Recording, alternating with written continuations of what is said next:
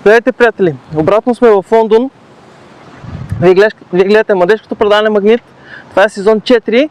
А сега следва да видите нашия пътепис. До Чикаго е назад, до Америка е назад, част 2. Така че приятно гледане. Отдавете по една камбанка, харесвайте ни и се наслаждавайте на приятните гледки. Дано да ви хареса.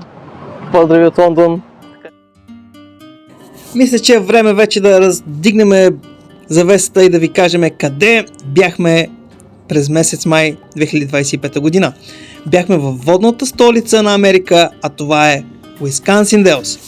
Времето ни посрещна с роботи, които бяха окупирали Белия дом, а Белия дом беше обърнат наобратно. Това е нашата стая, както винаги, подредена, изчистена и винаги има някой, който да разруши пълната хармония. Хапнахме по едни семки с вкусна кисела краставичка, за да може да сме кисели и сладки. И още нещо, разбира се, това е номера на нашата стая и тръгнахме да обикаляме всичко, което ще ви покажем в следващия епизод. По времето на нашия престой сменихме два хотела или два резервата. Първият, който в момента виждате, беше включен басейн с сауна, с парна баня, с джакузи и с вход към зоологическата градина. Затова следващите кадри ще бъдат точно от тези локации. А следващият хотел или резерват, който сменихме, бяха всички водни атракции, които които ще видите в специалните епизоди за това.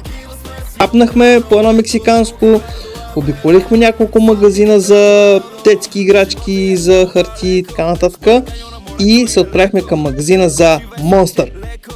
И тъй като тази година Monster правят 21 години на пазара, са пуснали специална напитка с вкус на алкохол. Един бърз и вкусен обяд в ресторанта IHOP и отиваме да видим въпросните роботи. Сияна беше на седмото небе и до ден днешен повтаря, че иска пак да ги види роботите, защото бяха много огромни и истински. Нищо не беше пластмасово, всичко беше метал, гуми, джанти, аспиратори и всичко беше в реални размери.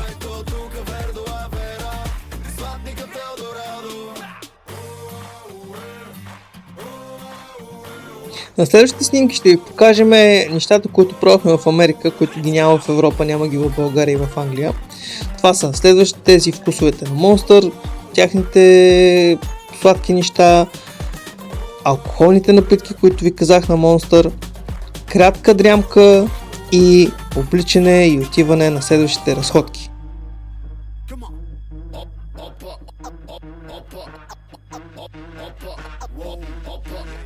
Отпуши си ушите, баса пусне стъклата, вдигаш горе ръцете, тук са жо и лицата. Знаеш няма шанс да ни спрете, защото не може да е всичко живо. И разходките започнаха. Това е една от главните улици на Уисконсин Делс, където може да видите повечето атракции, които са вънка и вътре. Ето ги моите дами. Едно от видеята, които предстои да видите е сияна на тези амфибии, които се движат и по вода, и по земя. На 24 май, тези снимки са от 24 май, се събрахме с 6 семейства в един много огромен двор на една къща и там отпразнувахме 24 май. Очаквайте и специално видео там. И няма да губим време, тъй като ни беше включена в цената на хотела. На следващия ден посетихме една от зоологическите градини в Уисконсин Делс. Хора, искам да ви споделя от първа ръка. За първи път се докоснахме до жираф. За първи път пипнахме лама.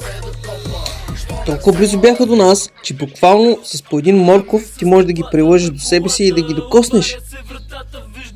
Срещнахме и много птици, и кенгуру, но това малко по-нататък в следващите ни видеа. Имаше прекрасно влакче, на което не се качихме, но пък се снимахме. Защото махме гащи и пеша, така беше по-интересно и можеше да видим всичко и да пикнем всичко. Време е за баси, много мазен флоу. Готов ли си, бро? Има хит, има шоу, яка поста мацки бол. Всички са нагоре, казвам слоу, слоу. По-добре, даже да блъскат туба в кола. В този ред на мисли ще намеря смисъл и това. Какво път движи ни кръвта, какво път движи играта. Слушай, хоба, лежо и две лица. Опа, опа, чуваш ли ми хип-хопа? Яко топа, тясно му е в Европа. Но нека да се върнем към 24 май и да ви покажем малко кадри от детската игра. Имаше страшно много деца и работа, която свършиха възрастните, защото все пак и ние свършихме някаква работа. Може да е малка, но някаква. Мъжете бяхме натоварени с тежката задача да правим барбекю и да пиеме алкохол. А жените трябваше да правят масата и да наблюдават нашите прекрасни създания.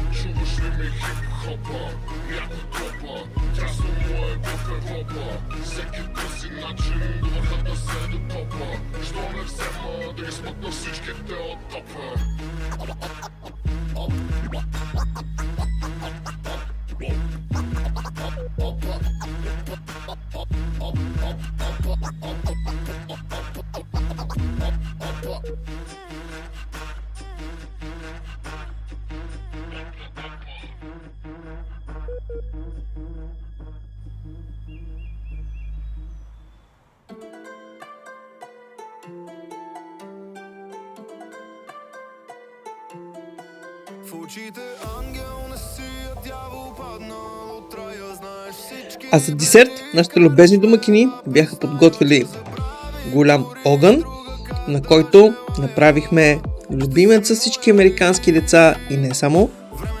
За всички деца и пораснали, и малки, и българчета, и не само деца, и тяхните родители. Маршмелоус, което представлява две бисквитки с нагрято на огъня нещо много сладко, което се разтапя и малко шоколад. Абе, с две думи, енергийна бомба.